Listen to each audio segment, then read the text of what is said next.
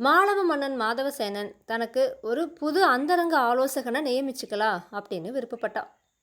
அதுவரைக்கும் அவனோட ஆலோசகராக இருந்த பாஸ்கர பட்டர் வயசான காரணத்தினாலும் நோய்வாய்ப்பட்டு விட்டதாலும் மன்னன் புதுசாக ஒருத்தனை அந்த பதவிக்கு நியமிக்க விருப்பப்பட்டான்.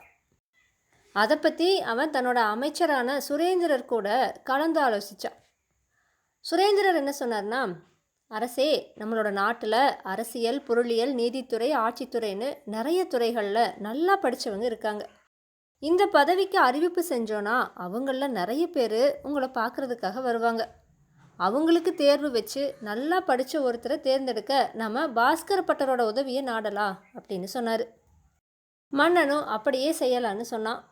அமைச்சர் நாடெங்கிலும் பறைசாற்றுவித்து அந்தரங்க ஆலோசகர் பதவிக்கு தகுதியுடையவங்க குறிப்பிட்ட ஒரு நாளில் தேர்வுக்கு வரலாம் அப்படின்னு அறிவித்தார். அந்த குறிப்பிட்ட நாளில் நிறைய இளைஞர்கள் தேர்வுக்கு வந்தாங்க.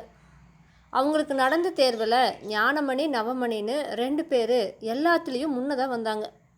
ஆனால் 2 பேரும் எல்லா விஷயத்துலேயும் சமமாக இருந்ததால் அவங்களில் யாரை தேர்ந்தெடுக்கிறதுன்னு முடிவு செய்கிறதுக்காக அமைச்சர் பாஸ்கர பட்டரோட உதவியை நாடினார். பாஸ்கர பட்டர் என்ன சொன்னார்னா, அமைச்சரே, இந்த பதவிக்கு வெறும் புத்தக படிப்பு இருந்தால் மட்டும் போதாது. சிக்கலான பிரச்சனைகளை சமாளித்து நல்ல முடிவு காணுறதுக்கு திறமை பெற்றவராக இருக்கணும். அவங்க 2 பேருக்கு மட்டும் நான் சொல்கிற பரீட்சையை வச்சு அதில் தேர்ந்தவனை பதவிக்கு நியமிங்க அப்படின்னு சொல்லி அந்த தேர்வை எப்படி நடத்தணும் அப்படிங்கிறதையும் சொன்னார். அடுத்த நாள் அமைச்சர் என்ன பண்ணினார்னா, ஞானமணியையும் நவமணியையும் கூப்பிட்டாரு. கொஞ்ச நேரம் வரைக்கும் அவங்கக்கிட்ட ஏதேதோ பேசிகிட்டு இருந்தார். அப்புறம் திடீர்னு வருத்தம் அடைஞ்சவரா, இன்னைக்கு காலையில் என் நண்பரோட உடல்நிலை ரொம்ப மோசமாகிடுச்சு. அவரோட நிலையை பற்றி நீங்கள் தெரிஞ்சுக்கவும் வேணும். நான் விவரமாக சொல்லுறேன், கவனமாக கேட்டுக்குங்க அப்படின்னு சொல்லி விவரமாக சொன்னார். என்னோட நண்பர் இன்னைக்கு காலையில் என்கிட்ட சொன்னதை நான் அப்படியே உங்ககிட்ட சொல்லுறேன். என்னோட நண்பர் வயசானவர், இதய நோயாளி. ஒரு நாள் ராத்திரி அவர் பயங்கரமான கனவு ஒன்று கண்டார். அந்த கனவில் அவர் ஒரு அடர்ந்த காட்டுக்குள்ளே வழி தவறி போயிட்டார். அவர் ஒரு இடத்துல 4 பாதைகள் சேரறதை பார்த்தார்.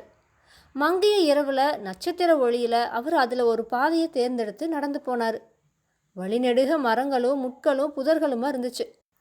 அங்கே சில சிங்கங்கள் திரிஞ்சிட்டு இருந்துச்சு. அதில் ஒன்று அவரை பார்த்துட்டு அவரை நோக்கி பாஞ்சு வந்துச்சு. என்னோட நண்பர் பயந்து போய் வந்த வழியாக ஓடி மறுபடியும் 4 பாதைகள் சேரற இடத்தை அடைஞ்சார். 2வது பாதையில் பயம் இல்லாமல் நடந்து போனார். கொஞ்சம் தூரத்தில் ஏதோ வெளிச்சம் இருந்துச்சு. சரின்னு சொல்லிட்டு அங்கே போனார். அங்கே போய் பார்த்தா நிறைய பாம்பு புத்துகள் இருக்கிறதையும் அதுக்கு மேலே பல பாம்புகள் படம் எடுத்து ஆடுறதையும் பார்த்தாரு. அதில் ஒன்று 5 தலனாகும். அந்த பாம்புகளோட தலைகளில் இருந்த ரத்தினங்களுடைய ஒளிதான் அங்கே வீசி பரவுச்சு. அவரை பார்த்ததும் 5 தலை பாம்பு சீர ஆரம்பிச்சுது. உடனே அவர் பயந்து வந்த வழியாக திரும்பி ஓடி மறுபடியும் அந்த 4 பாதைகள் சேரற இடத்தை அடைஞ்சார். அதுக்கப்புறமா அவர் 3வது பாதையில் நடந்து போக தொடங்கினார். கொஞ்சம் தூரம் போனதும் அது ஒரு மலை அடிவாரத்தில் போய் முடிஞ்சுது. அங்கே நிறைய மனுஷ எலும்புக்கூடுகள் இருக்கிறத பார்த்து மலைச்சு போய் நின்னார். அப்போ அந்த மலையில் ஒரு குகையிலிருந்து பயங்கர ராட்சசன் ஒருத்தன் உருமிட்டு வந்தான். அவனை பார்த்து பயந்த என்னோட நண்பர் வந்த வழியாக திரும்பியோடி மறுபடியும் 4 பாதைகள் கூடுற இடத்த அடைஞ்சார். இந்த தடவை அவர் 4வது பாதையில் போனார். அவர் கொஞ்சம் தூரம் போனதும் தனக்கு பின்னால் ராட்சசன் வருவதை பார்த்து பயந்து போய் வேகமாக ஓடினார். அவர் ஒரு பாறையோட விளிம்பை அடைஞ்சிட்டாரு. அங்கிருந்து போகிறதுக்கு வழி இல்லை. பாறைக்கு கீழே வெகு ஆழத்தில் தான் நிலப்பரப்பே தெரிஞ்சுது. அவர் ராட்சசனுக்கு பயந்து நின்னப்ப கால்கள் நடுங்க பாறையிலிருந்து தவறி கீழே படு பாதாள பள்ளத்தில் விழுந்துட்டார். அமைச்சர் தன்னுடைய நண்பர் கண்ட இந்த கனவை பற்றி சொல்லி, பார்த்தீங்களா எவ்வளவு பயங்கரமான கனவுன்னு? இதய நோயாளியான என்னோட நண்பர் இந்த கனவை கண்டு முடிச்சதுமே கண் விழிச்சாரு. மறு வினாடியே அவரோட இதய துடிப்பு நின்றுச்சு. அவர் இறந்து போயிட்டாருன்னு சொன்னார்.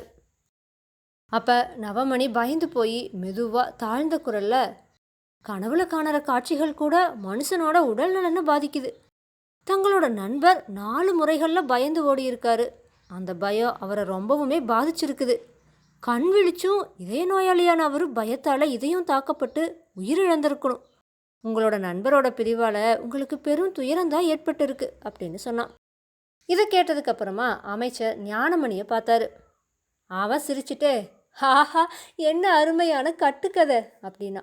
அமைச்சரும், கட்டுக்கதையா? ஏன் அப்படி சொல்லற? அப்படின்னு கொஞ்சம் கோபப்படுறவர் மாதிரி கேட்டார். ஞானமணி அமைச்சர்கிட்ட பணிவா என்ன சொன்னானா, அமைச்சரே, உங்களோட நண்பர் இந்த பயங்கரமான கனவை கண்டதும் உடனே கண் விழிச்சாருன்னு, மறுவினாடியே அவரோட இதய துடிப்பு நின்று அவர் இறந்து போயிட்டாருன்னு சொன்னீங்க. நீங்களோ உங்கள் நண்பரே இந்த கனவை உங்ககிட்ட சொன்னதா சொன்னீங்க. அது எப்படி முடியும்? அவரு தான் கனவை கண்டு கண் விழிச்சதும் இறந்து போயிட்டாரே. அதனால் அவர் எப்படி இந்த கனவை அவரே வந்து உங்ககிட்ட சொல்லி இருக்க முடியும்? முடியவே முடியாது. அதனால தான் இது கட்டுக்கதைன்னு சொன்னேன் அப்படின்னு சொன்னான். அமைச்சர் சுரேந்திரர் ஞானமணியை பாராட்டி அவனையே மன்னரோட அந்தரங்க ஆலோசகனாக தேர்ந்தெடுத்தார்.